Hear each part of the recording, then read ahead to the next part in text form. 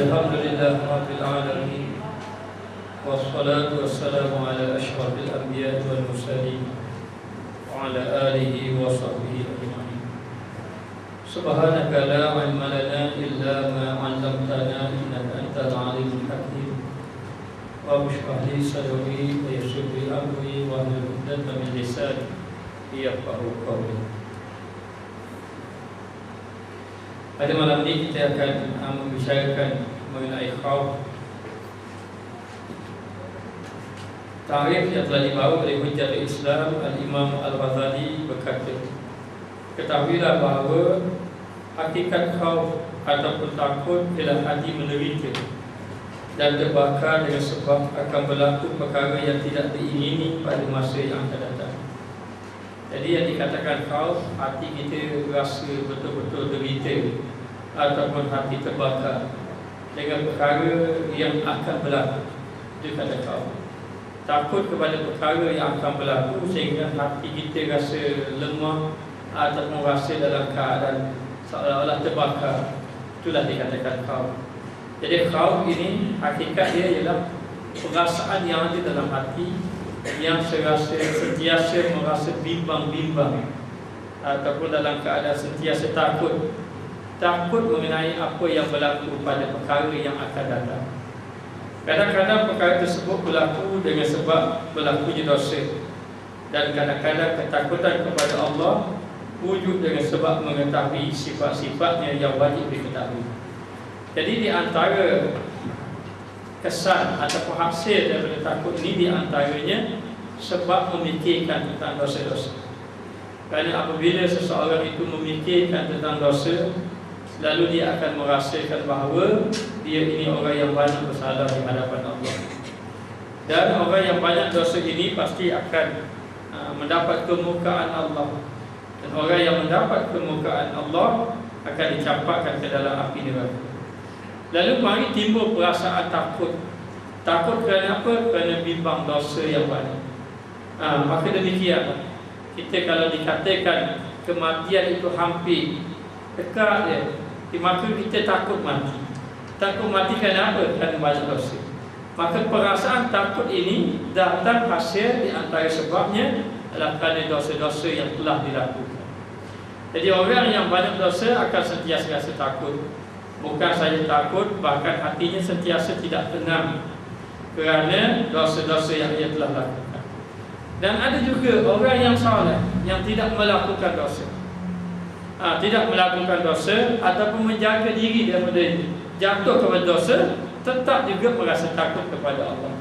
Kerana apa? Kerana mengetahui akan sifat-sifat Allah. Jadi yang pertama, takut kepada dosa itu orang yang banyak melakukan kesalahan, orang yang fasik, orang yang asi, orang yang berdosa.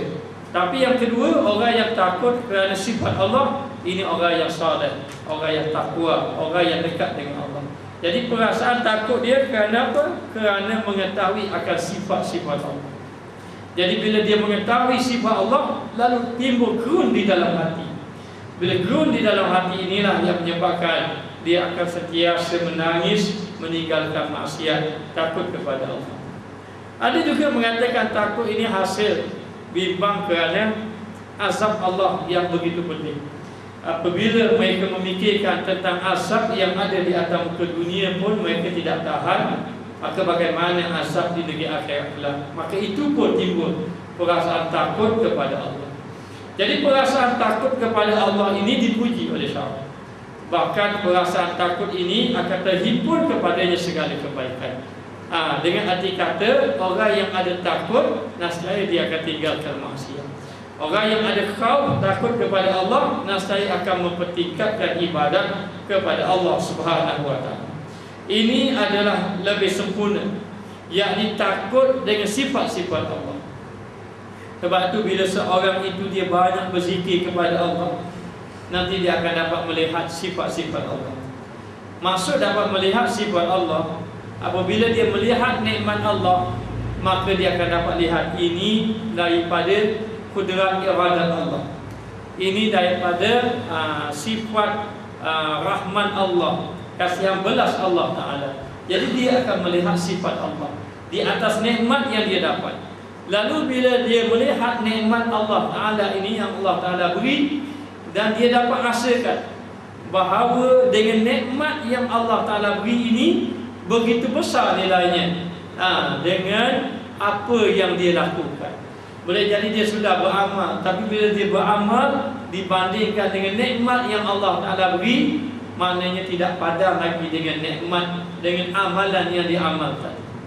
Maka Allah Ta'ala beri nikmat mata, nikmat tangan, nikmat kaki, lidah, bercakap dan sebagainya. Ini nikmat yang begitu besar. Nikmat yang begitu besar, kalau kita gunakan, maknanya kita beramal dengan amal ibadah kita nak membayar nikmat Allah, maka dia tidak memadai, tidak padan, kerana nikmat Allah Ta'ala begitu besar.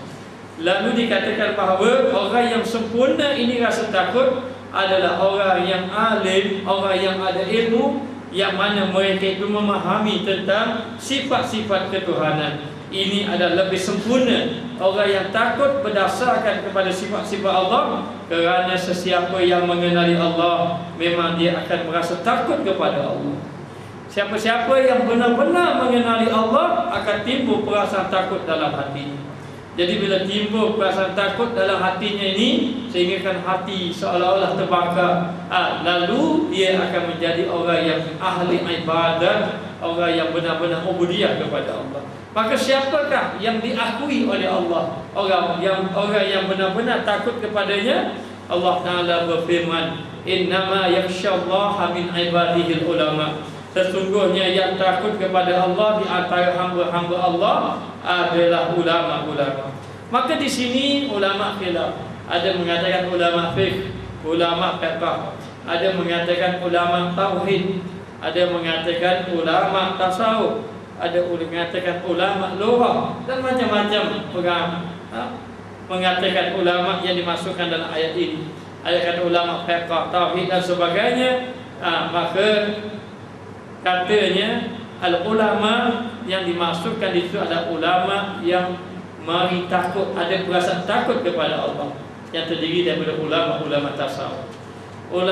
Maka dikatakan bahawa orang yang ahli fiqh belum tentu dia ahli tasawuf, tetapi biasanya orang yang ahli tasawuf itu ahli fiqh. Lalu dikatakan bahawa ulama yang diakui oleh Allah adalah ulama yang takut pada Allah. Maka ilmu yang banyak padanya tetapi tidak menghasilkan takut kepada Allah, maka dia tidak dikira ulama di sisi Allah. Bahkan ramai orang-orang yang tidak ada ilmu tetapi di agama dunia, tetapi dibangkitkan dalam keadaan di kalangan golongan ulama-ulama. Kerana apa? Kerana perasaan takut yang ada di dalam hati. Maka dikatakan bahawa orang yang benar-benar takut adalah ulama, yakni orang yang ada ilmu.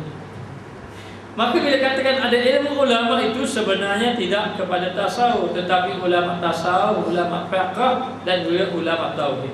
Maka lihatlah imam-imam dahulu seperti Imam Ahmad Ibn Hanbal. Beliau adalah mazhab fiqh, mazhab Hanbali. Dalam waktu yang sama dia juga ahli sufi. Dalam waktu yang sama dia juga ahli tauhid kepada Allah Subhanahu wa ta'ala. Maka orang yang benar-benar takut kepada Allah Ta'ala inilah diiktiraf oleh Allah. Maka ulama ini ada 4. Ada ulama yang dipanggil ulama istilah, hanya mengetahui istilah-istilah sahaja, tetapi ilmu itu tidak ada pada amalannya, ilmu itu tidak ada pada hatinya. Ilmu itu hanya duduk pada lidahnya sahaja, hanya mengetahui akan istilah-istilah. Yang kedua dipanggil ulama kaidah. Ulama ini hanya mengetahui kaedah, istilah dan kaedah dia mengetahui. Dia tetapi tidak ada pada amalnya, tidak ada pada hatinya, yang ada pada lidahnya dan pada akalnya sahaja. Tapi yang ketiga dipanggil ulama ahwal. Ulama ini ulama yang beramal dengan ilmu, ada perasaan takutnya kepada Allah Ta'ala. Dia juga ulama istilah, dia juga kaedah, tapi dia datang ahwal. Maka amal ada pada dirinya. Maka amal ada pada dirinya untuk dirinya. Kadang-kadang dia tidak mampu juga nak mendakwah ataupun nak membawa kepada orang lain. Tetapi ulama ahwal ini kalau orang duduk dengannya pun akan memberi kesan. Dan yang keempat dia bagi ulama sir. ulama yang mengetahui rahsia-rahsia perjalanan tentang hati. Maka ulama ini ada ilmunya ada pada amal dan ilmunya ada pada hati. Ada pada hati. Maka ulama ini yang membawa kepada ahwal dan sir ini, ia ini membawa kepada takut kepada Allah. Maka ulama yang takut kepada Allah Ta'ala inilah yang diiktiraf oleh Allah Subhanahu Wa Ta'ala. Maka yang penting dalam ilmu yang kita belajar adalah untuk menghasilkan rasa takut kepada Allah. Jadi kalau ilmu itu yang kita pelajari tetapi tidak merasa takut kepada Allah, sebenarnya ilmu itu tidak lagi memberi manfaat kepada kita. Boleh jadi itu sekadar hujah kita di hadapan makhluk saja. Hujah untuk makhluk saja. Ada ilmu, tetapi ilmu untuk berhujah, ilmu untuk berbahas, sedangkan di dalam hatinya sedikit pun tidak ada rasa takut kepada Allah Subhanahu Wa Ta'ala. Maka yang dikehendaki seorang itu belajar, dia menghasilkan rasa takut di dalam hati. Maka siapakah orang yang takut kepada Allah? Orang yang takut kepada Allah adalah orang yang sentiasa menjaga anggotanya, orang yang banyak menangis dan percakapannya sedikit.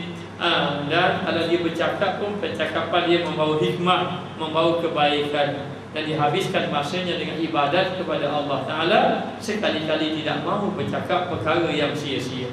Dan di dalam hatinya membenci kepada maksiat, tetapi tidak membiarkan orang yang melakukan maksiat. Dengan arti kata, orang yang buat maksiat dia dakwah, dia takut kepada Allah, dia takut dia dicampakkan ke dalam api neraka. Dalam waktu yang sama dia juga ingin mengajak manusia agar kembali kepada Allah Subhanahu Wa Ta'ala. Ini orang yang takwa dalam hatinya, ini orang yang takut.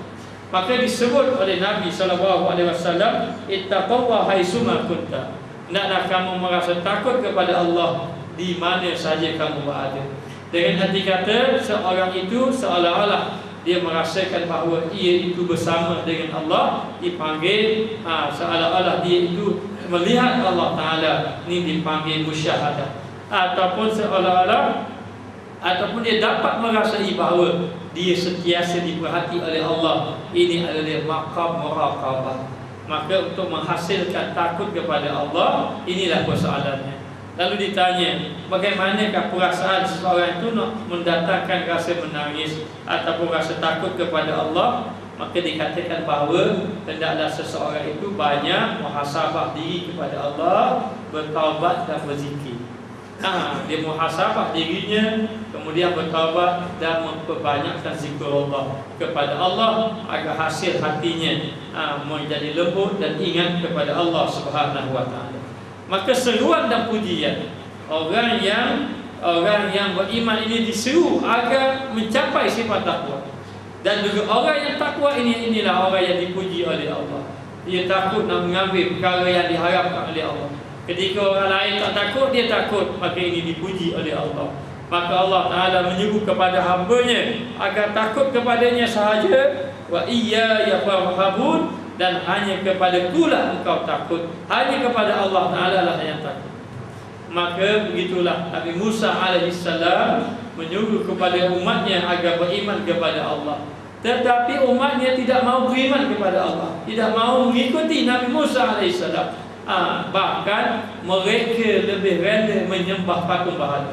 Lalu diperintahkan agar sembahlah Allah, tinggallah patung berhala, dan takutlah akan azab Allah Subhanahu Wa Ta'ala. Adapun umat-umat yang terdahulu, mereka menentang nabi-nabi mereka, mereka menentang rasul-rasul mereka, lalu Allah Ta'ala binasakan.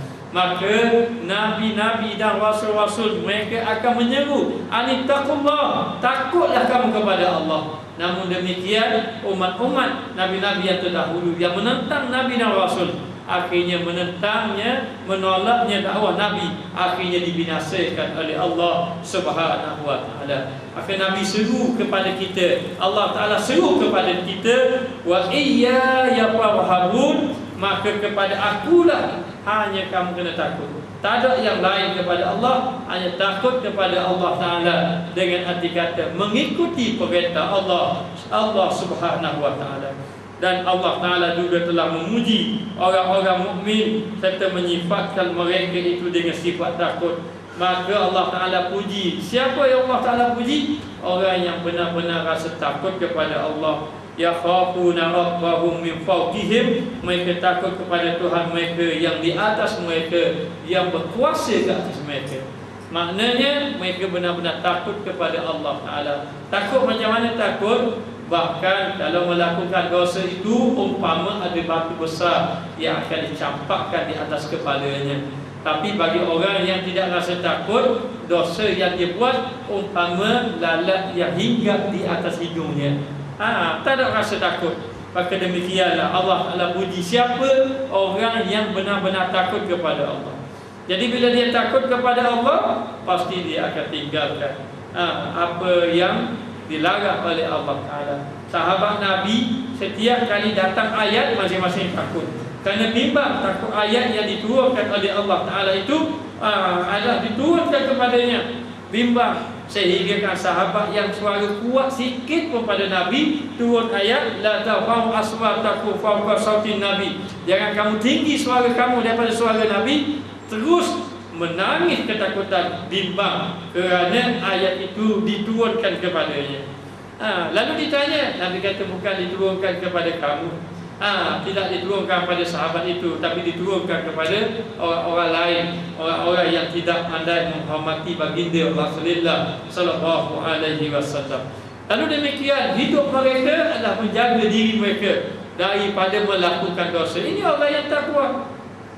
Siapa orang yang takwa, dia jaga diri dia daripada melakukan dosa. Dan dia ingat kalau dia langgar hukum hakam Allah Ta'ala, dia tidak akan dapat lari daripada Allah. Satu hari nanti dia akan berjumpa juga dengan Allah Subhanahu wa Ta'ala. Lalu Allah Ta'ala puji, yakhafuna rabbahum min fawqihim. Mereka takut kepada Tuhan mereka yang berkuasa di atas mereka. Kenapa Allah Ta'ala puji orang yang takut ini? Kerana orang yang takut kepada Allah, dia akan menghasilkan sifat-sifat yang mulia, akan melahirkan akhlak yang mulia apabila dia takut kepada Allah Subhanahu wa Ta'ala. Orang yang takut kepada Allah, dia akan meninggalkan perkara yang diharamkan oleh Allah. Dia akan menjauhkan diri perkara yang dimakruhkan oleh Allah Ta'ala. Bahkan kadang-kadang dia tidak mengambil apa yang diharuskan oleh Allah Ta'ala kerana bimbang, takut jatuh kepada perkara yang diharamkan oleh Allah. Maka demikian, para sahabat bila tengok Nabi tidur, bila bangun dan apa ada bekas tikar ni belakang Nabi ni. Lepas tu sahabat Nabi ni tengok menangis. Nabi dalam keadaan menjadi pemerintah Madinah ketika itu, tapi tidur di atas tikar biasa, tak ada hidup bermewah-mewah. Tahu ke mana Raja Rom dan Parsi, mereka itu duduk dalam istana. Lalulah Nabi tengok sahabat Nabi sedih. Nabi mengatakan bahawa kehidupan di akhirat itu lebih baik daripada kehidupan dunia. Walaupun kehidupan dunia tak apa, susah pun, dalam keadaan macam tu tak apa. Kerana bimbang, Nabi boleh ambil perkara-perkara kemewahan. Nabi boleh ambil di hadapan mata Nabi ni ada kemewahan, tapi Nabi tidak mengambilnya kerana ingin menjadikan contoh kepada umat-umatnya. Kerana apa? Kerana bimbang, takut terjatuh kepada perkara yang diharamkan oleh Allah Subhanahu wa Ta'ala. Maka demikianlah orang-orang soleh dahulu dia takut kepada Allah. Kalaulah dikatakan bahawa hari ini saja dapat harta, esok habis. Tujuan kenapa? Dia akan bagikan harta dia, akan infak habis hartanya. Tidak mahu simpan lama-lama, tidak mahu simpan banyak-banyak. Kerana apa? Kerana bimbang, takut, hatinya jadi rosak. Akhirnya lalai kepada Allah Subhanahu wa Ta'ala. Yang dibimbangnya apa? Yang dibimbangnya lalai dia kepada Allah Ta'ala. Bahkan ramai para sahabat dia habiskan harta bendanya. Kerana apa? Kerana harta benda inilah yang menyebabkan dia lalai kepada Allah.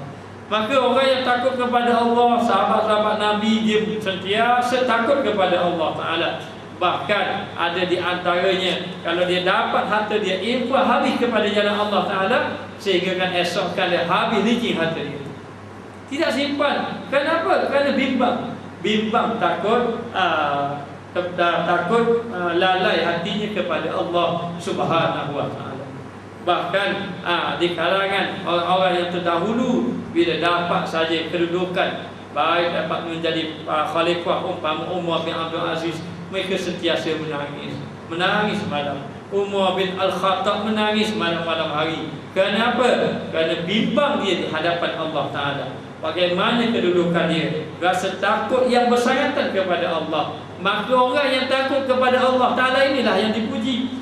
Tetapi orang yang tidak takut kepada Allah Ta'ala, inilah yang dia ini sebenarnya jauh daripada Allah Subhanahu Wa Ta'ala.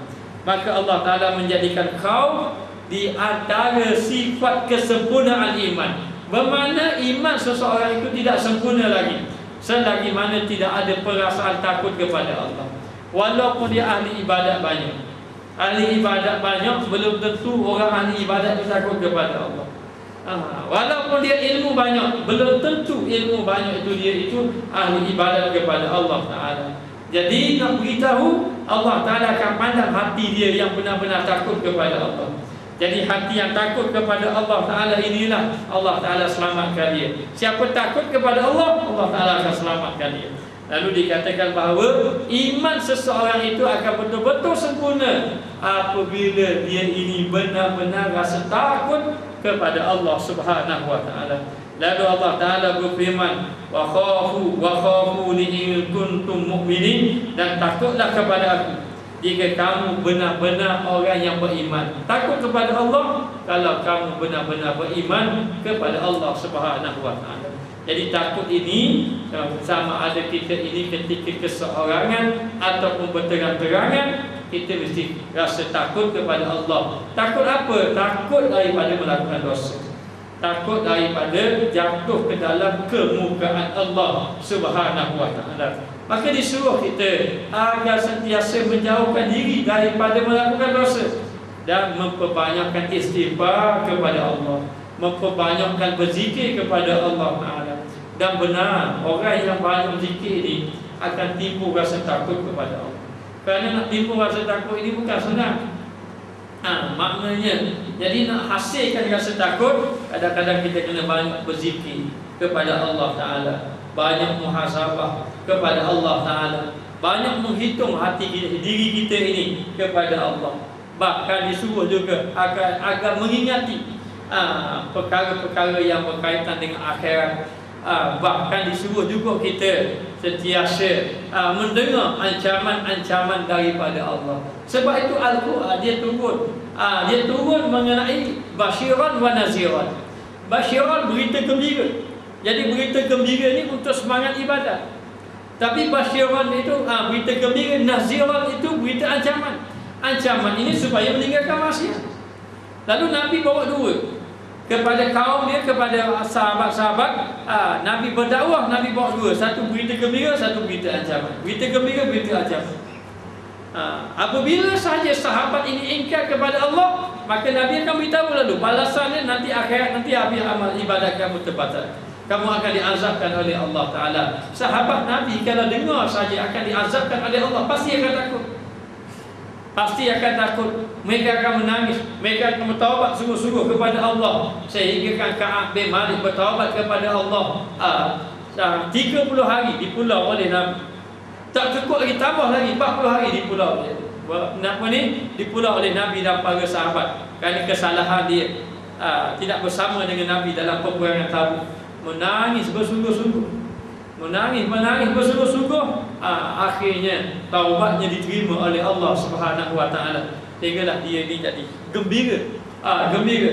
Kenapa dia menangis? Kerana dia bimbang, takut. Kalau Nabi murka, kalau Nabi tidak suka, bermakna Allah Ta'ala tidak suka. Maka kalau Nabi suka, bermakna Allah Ta'ala suka. Allah Ta'ala kasih. Kalau Nabi kasih, Allah Ta'ala kasih. Maka demikian. Begitulah yang berlaku kepada para sahabat. Nabi sentiasa memberitahu ancaman, di antaranya azab-azab Allah Ta'ala di neraka ataupun dosa-dosa yang telah dilakukan, maka apakah balasannya.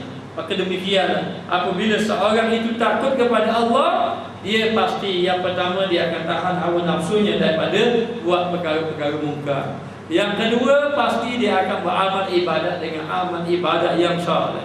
Yang ketiga, dia akan bersihkan hatinya. Hatinya akan bersih, buruk sangka, ujub, takabur, riya, semua dia akan jaga.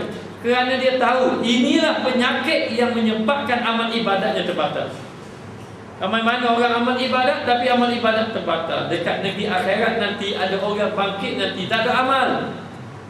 Walaupun duduk atas muka dunia itu banyak amal, dia orang banyak sembahyang, dia orang banyak mengaji, dia banyak ikhwan, dia banyak ilmu, dia banyak dakwah. Walaupun kebaikan banyak dia buat, tapi bila dia bangkit nanti tidak ada amal.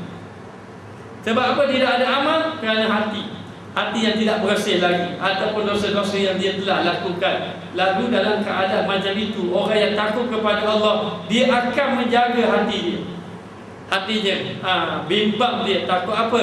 Takut melakukan perkara yang membatalkan amal, membatalkan amal dia. Maka dia akan jaga. Dan yang keempat, orang yang takut kepada Allah pasti akan melahirkan akhlak yang mulia, akhlak yang baik. Dia tidak ada masa dah nak cari kesalahan orang. Dia tidak ada masa dah nak melakukan kejahatan kepada orang. Bahkan dia sentiasa berjaga-jaga, berhati-hati agar ia ini selamat daripada kemukaan Allah Subhanahu wa taala. Maka Allah Taala berjanji kepada orang yang bertakwa, Allah Taala berjanji kepada sesiapa yang takut kepadanya, takut kepada kebesaran Allah Taala beri 2 syurga. Bukan 1 syurga, Allah Taala beri 2 syurga. 1 syurga apa?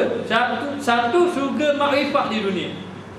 Di atas muka dunia dia akan dapat makrifat. Makrifat ini adalah sebahagian daripada syurga. Sebab itu orang yang mencapai makrifat kepada Allah, mana ada kesusahan lagi bagi dirinya.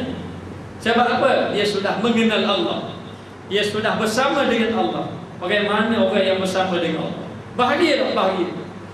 Orang kadang-kadang dikatakan bahawa orang yang duduk dengan orang yang ada harta, duduk dengan raja contohnya, duduk dengan orang-orang besar, jadi apa saja dia nak pun, apa saja dia nak dia dapat. Dan dia sudah tidak takut dah. Dia duduk sama raja, orang tak nak kacau dah dia. Hatinya pun sudah tenang saja. Maka orang yang duduk bersama dengan Allah, hatinya tenang. Dan dia dikira orang yang mencapai syurga di sisi Allah. Sebab itu orang yang akan diazabkan dalam neraka, dia akan dikenakan neraka di dunia dulu. Apa neraka di dunia dia? Neraka di dunia ni, jiwa dia akan tertekan, hatinya akan tidak tenang, hidupnya akan menderita. Lalu ditimpa 3 perkara. Kenapa? Yang pertama, masalah yang tidak selesai-selesai. Masalahnya kehidupan dia. Kalau dia ini dapat masalah tak selesai-selesai, ini di antara neraka dunia. Yang kedua, dia tidak berjumpai dengan ketenangan. Tak ada tenang-tenang, hati tidak tenang sama. Maknanya. Yang ketiga, kehidupan sentiasa disibukkan dengan sesuatu yang selain daripada Allah. Jadi sibuk nak buat ibadat pun tidak ada masa. Sebab itu orang ini dia tidak sedar dia telah ditimpa neraka dunia lagi sebelum masuk dalam neraka akhirat. Sebab apa? Sebab tidak ada ketenangan di dalam hatinya. Hati yang tenang itu adalah satu daripada dia panggil syurga juga. Tetapi yang dikatakan orang yang takut kepada Allah dapat 2 syurga. Kenapa? Waliman khafa maqama rabbih jannatan. Bagi orang yang takut kepada Allah Ta'ala ini, dia akan dapat 2 syurga. Syurga apa? 1 syurga makrifat di dunia. Syurga makrifat di dunia. Dan orang yang mencapai makrifat itu, hatinya sudah duduk di akhirat. Hatinya sudah duduk di akhirat. Ibadatnya khusyuk kepada Allah, hatinya tenang. Orang bagi dirinya tidak ada apa-apa pun. Ada masalah pun macam tidak ada masalah. Maknanya hatinya sudah tenang kepada Allah Subhanahu wa taala. Dan satu lagi, syurga perhiasan di negeri akhirat. Ini 2 syurga. Bagi siapa? Bagi orang yang bertakwa kepada Allah. Dan dia takut kepada Allah, mari takut kepada Allah. Dia tak ada fikir. Kita banyak takut lagi. Kita takut apa? Kita takut hilang harta. Hilang harta itu satu ketakutan. Sebab tu dia kata man sakana khauful faqri qalla ma yawfa'u amal. Sesiapa yang duduk di atas muka dunia takut dia akan fakir, maka sedikit amalnya diangkat oleh Allah.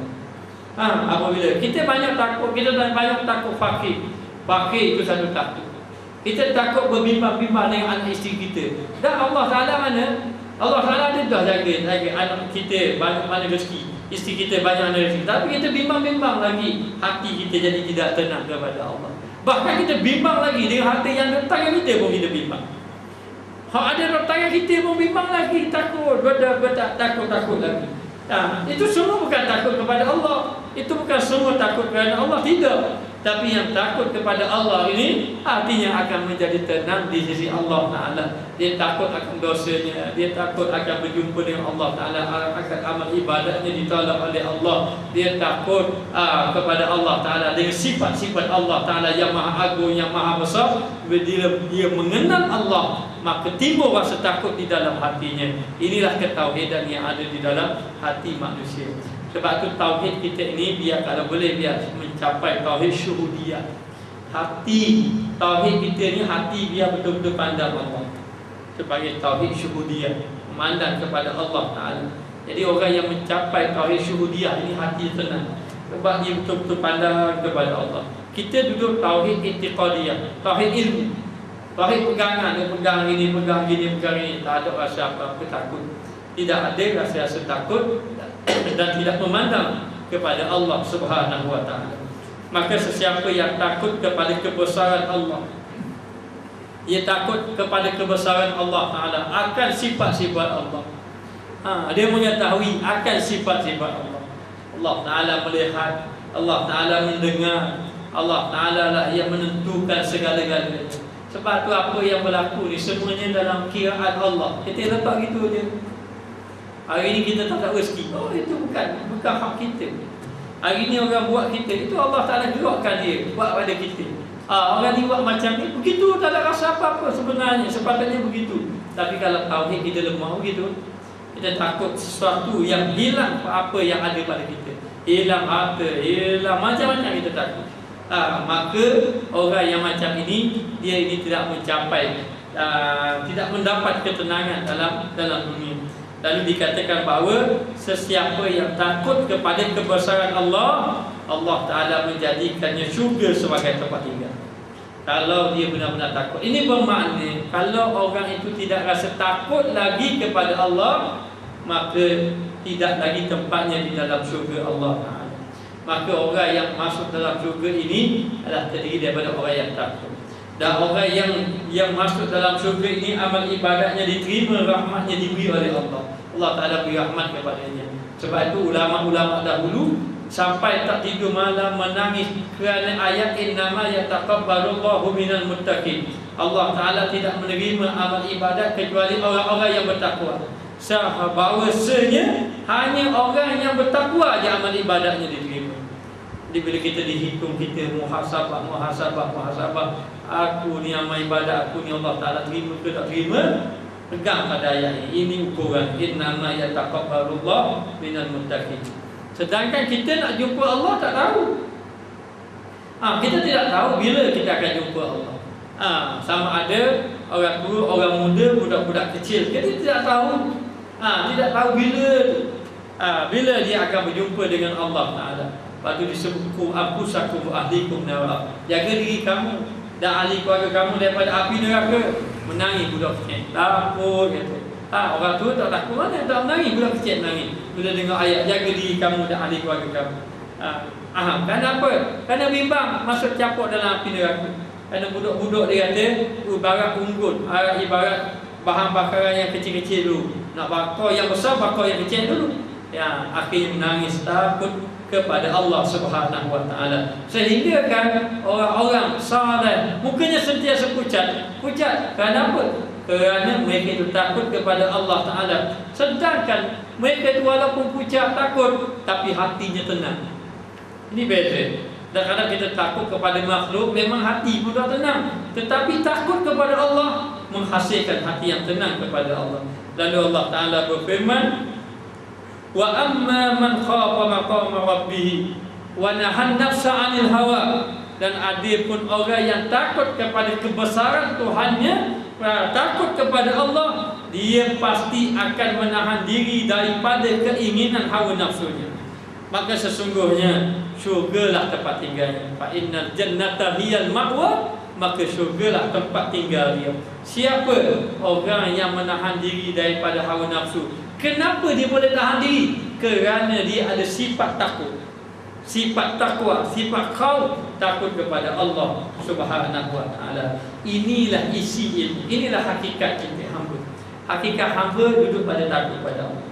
Jadi sebenarnya kalau amal ibadat banyak tak ada takut, tak ada manfaat sebenarnya. Ilmu banyak tak ada takut pun tak ada manfaat. Tidak ada manfaat.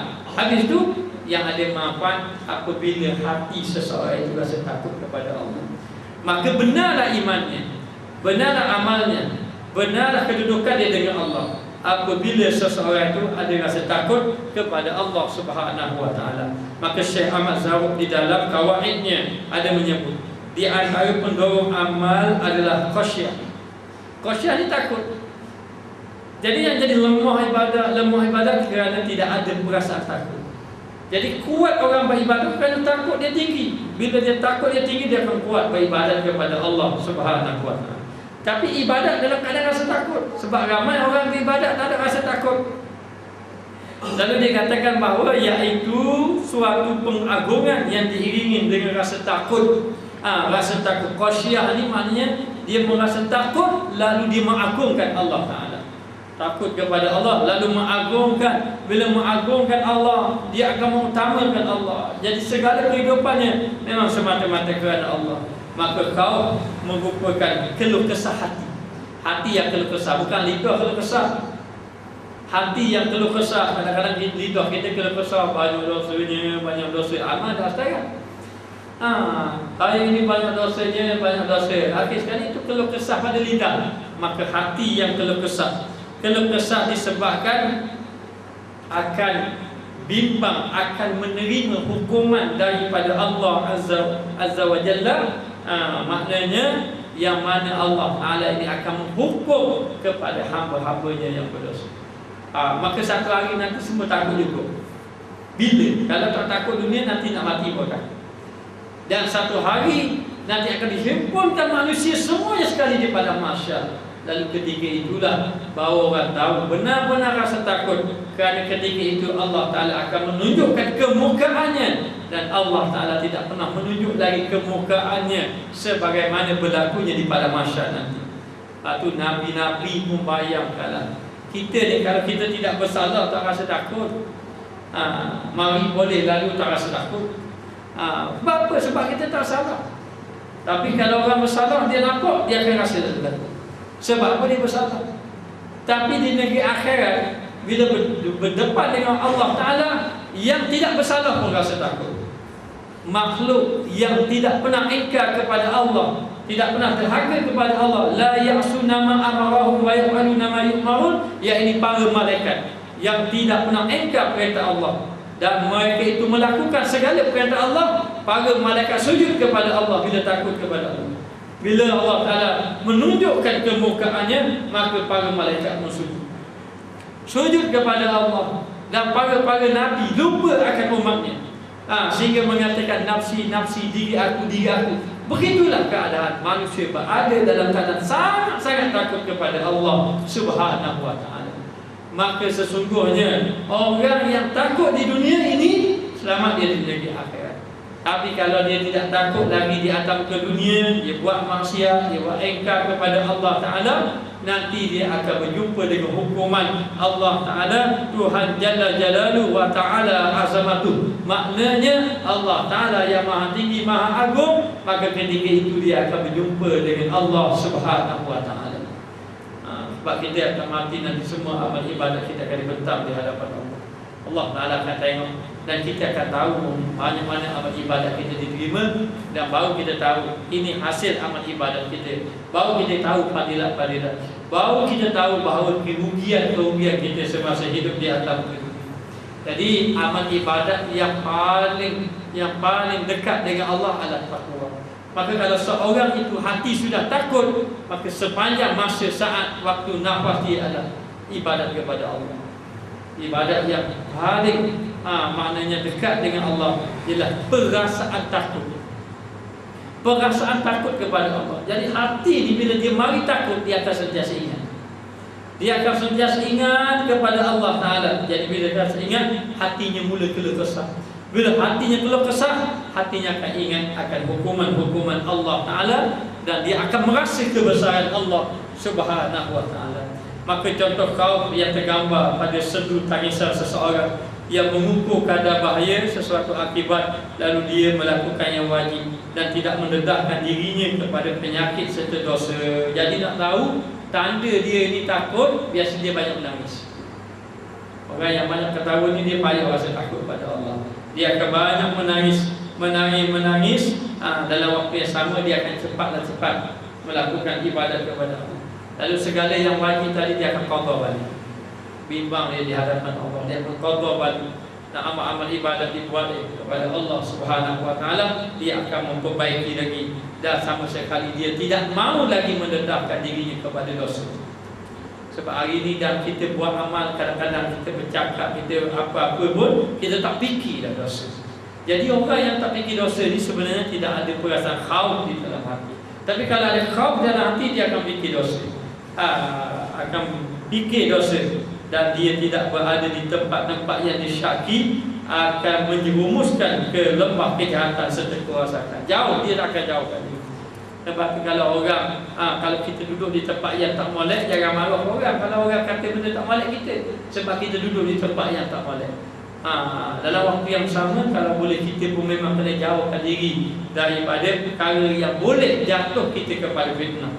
Lalu dikatakan bahawa seseorang tadi dia akan menjauhkan diri ada tempat-tempat yang membawa kepada kejahatan ataupun kerosakan pada hati. Tengok orang, ada dua orang ulama bercakap, berjumpa dua orang ulama, dua-dua ni ulama. Kita aja dengar ada ulama bercakap, Masya Allah. Saya pernah dengar Syekh Yusuf Al-Hasani bercakap dengan Syekh Ahmad Tijani. Semua ilmu bercakap. Mana? Cakap ilmu saja. Jauh kita nak tengok cakap babak tak ada, tak apa ilmu. Cakap tentang ilmu perbahasan. Baik pakai kau, siapa bak tasawuf, bakal bak nabi, dia cakap semua ilmu. Hebat percakapan ulama-ulama. Lalu tercatat dalam kitab Minhajul Abidin, dua ulama berjumpa. Bila dua ulama berjumpa, maka ulama pertama bertanya kepada ulama kedua. Ulama A tanya kepada ulama kedua. Apa yang mereka cakap? Mereka cakap pada dakwah. Mereka cakap pada ilmu, mereka cakap pada dakwah. Maka mereka menceritakan perjalanan dakwah, perjalanan ilmu masing-masing. Dia pun cerita, saya begini. Maka yang seorang lagi pun ulama juga. Ditanya, dia pun bercakap. Dia pun bercakap. Kedua-duanya cakap tentang ilmu, tentang dakwah, tentang ilmu, semua perkara baik. Akhir habis majlis, habis perbualan, nak bersurai dah kedua-duanya. Salah seorang berkata, tidak ada ilmu yang paling aku suka, ilmu inilah. Tidak ada majlis yang paling aku suka, majlis inilah majlis aku bertemu dengan kamu dan kita bercakap tentang kebaikan. Maknanya, tetapi kata seorang lagi, tidak ada ilmu yang paling aku, tidak ada majlis yang paling membinasakan aku, mencelakakan aku lah majlis ini.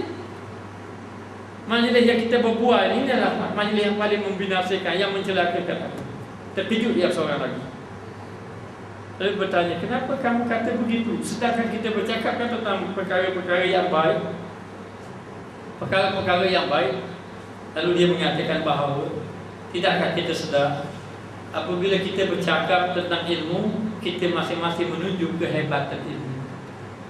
Masing-masing tunjuk tentang ilmu, masing-masing bercakap tentang ilmu. Dan kita akan mengelokkan apa yang kita buat. Kita begini, saya buat macam ni, saya buat macam ni. Dan aku bimbang, apa yang kita buat ini boleh merosakkan amal ibadat itu. Maknanya dia bercakap ini boleh merosakkan amal ibadat. Lalu menangis ulama tadi. Maka ulama yang seorang lagi pun menangis kerana takut kepada Allah Subhanahu wa taala. Ini hak cakap orang baik. Belum lagi cakap orang kata cakap merapu ataupun cakap ikut dah tak tahu apa tidak. Tapi bila mari perasaan takut, lalu hati pun berbimbang-bimbang, lalu menangis kepada Allah Subhanahu wa taala. Orang yang takut, jiwa dia halus. Dia akan dapat kesan lalu. Tak boleh kata macam ni. Dia akan rasa. Kenapa? Kerana perasaan takut yang ada dalam hati. Tapi orang yang tidak takut, ikut dah saja. Maknanya Lalu dia akan jaga, dia akan tengok supaya tidak jatuhkan dirinya kepada kejahatan serta kerosakan. Di dalam khauf, di dalam rasa takut ini, kedudukan seorang sufi akan meningkat sehingga dia mampu menghiasi jiwa dengan semulia-mulia apa yang menjadi perhiasan bagi orang muqarrabin, orang yang dekat dengan Allah. Ini ahli sufi. Apa beza ahli sufi dengan ahli abid? Ahli abid adalah orang yang ahli ibadat kepada Allah. Ahli sufi adalah orang yang hatinya sibuk membersihkan dirinya dan hatinya sentiasa ingat kepada Allah. Kadang-kadang ahli sufi itu dia juga abid, kadang-kadang ahli sufi itu dilihat dia bukan abid, tetapi dia lebih dekat dengan Allah. Walaupun dia tidak banyak ibadat. Uwais Al-Qarani tidak dikenali ahli ibadat, tetapi dia orang yang sentiasa takut kepada Allah. Orang yang sudah rasa orang ahli sufi ini yang benar-benar menjadi ahli sufi. Kita ini tidak menjadi lagi ahli sufi. Kalau ahli sufi, hati dia betul-betul bersih dan hati dia betul-betul ingat kepada Allah, maka orang yang sampai kepada kedudukan ini, duduknya pun ibadat. Dia duduk saja pun ibadat. Kerana apa? Kerana hati dia betul-betul ingat kepada Allah. Lalu disuruh orang perjalanan ahli sufi ini, mula-mulanya orang awam kena belajar ilmu. Ini peringkat orang awam, dia belajar ilmu, jumpa dengan guru. Kemudian dia pergi kepada peringkat salih berjalan. Dia pun mengambil tarekat, mencari bai'ah zikir, ambil zikir, dia pun beramal zikir dengan jalan bersana. Dia ambil gurunya ambil pada gurunya sampai kepada Nabi, lalu dia amalkan zikir. Lalu dia berjalan kepada Allah, dia melakukan amal kepada Allah, beribadat. Untuk menjadi orang yang salih, orang yang berjalan kepada Allah. Kemudian nak jadi jalan kepada Allah, kadang-kadang dia kena lagi melalui jalan taubat kepada Allah. Sehinggalah dia ini menjadi daripada orang awam kepada orang salih, sampai kepada orang khawas, orang yang hati betul-betul ingat kepada Allah Subhanahu wa taala. Bila dia sudah berzikir kepada Allah, mula-mula memang lalai, betul lalai, tak berzikir lalai. Maknanya walaupun ilmu memang banyak dah ilmu, berapa tahun dah belajar kuliah ilmu, banyak mana dah kitab, tapi kalau tidak berzikir, hati tetap lalai kepada Allah. Lalu dia kena zikirkan hatinya daripada lalai kepada ingat kepada Allah. Bila tak ingat, dia jadi asyik kepada Allah. Bila asyik, sudah jadi rindu kepada Allah Ta'ala, sehinggalah sampai kepada mahabbah dan sebagainya, benar-benar sampai kepada fana kepada Allah. Ini orang yang sudah dekat dengan Allah, sampai kepada orang yang muqarrabin, orang yang dekat kepada Allah Subhanahu wa taala. Jadi mereka akan hiaskan jiwa mereka itu ataupun hati mereka itu dengan semulia-mulia perhiasan. Perhiasan orang muqarrabin bukan perhiasan kemewahan, bukan. Perhiasan orang muqarrabin, mereka menghias hati. Kita menghias tubuh badan kita dengan pakaian yang indah-indah, tapi orang muqarrabin menghias hatinya dengan hati yang betul-betul ingat kepada Allah Ta'ala. Dihiaskan hati mereka dengan amal-amal yang saleh kepada Allah Subhanahu wa taala. Dikala itu gambaran luar khauf akan berpindah daripada alam jisim kepada alam roh, maka akan berlakulah pada al-arif kesedihan yang tidak mampu digambari dan dipahami kecuali ahlus safa. Ini diceritakan bahawa daripada alam jasad kepada alam lahud, jabarut dan sebagainya. Jadi nak beritahu jabarut, lahud dan sebagainya, sehingga seseorang tadi hati dia ni sudah melayang kepada Allah. Jasad dia bersama dengan orang, tetapi jasad dia bersama dengan orang, tetapi hatinya tak duduk dengan orang. Dah duduk dengan orang, hatinya duduk dengan Allah.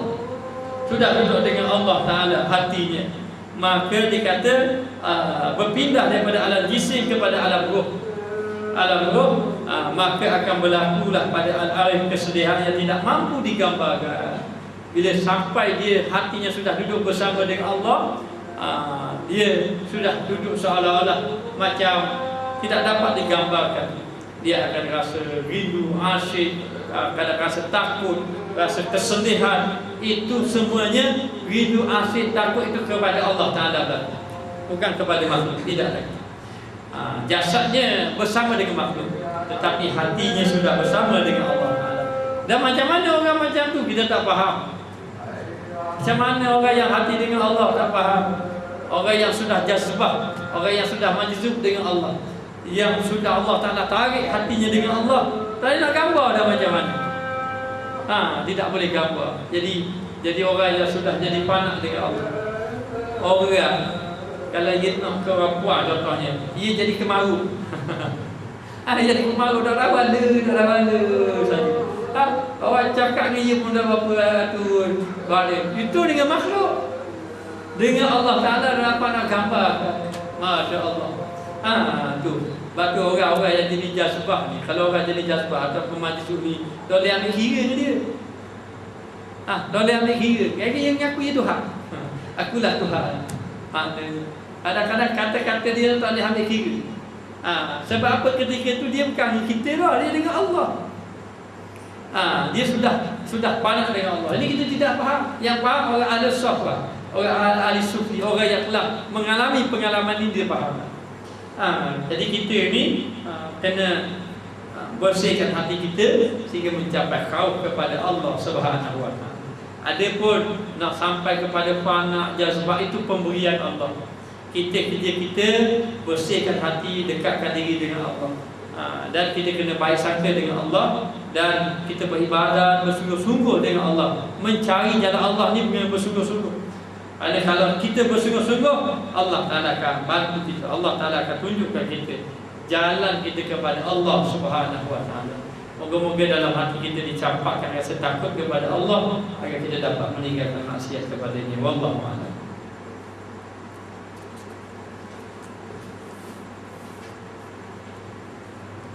Bismillahirrahmanirrahim. Rabbana zalamna anfusana wa in lam taghfir lana wa tarhamna lanakunanna minal khasirin. Allahumma 'allimna ma jahilna, Allahumma zidna 'ilman nafi'an wa zidna fahman tayyiban. Wa sallallahu ala sayyidina Muhammad wa ala alihi wa sahbihi wa sallam. Walhamdulillahi rabbil alamin.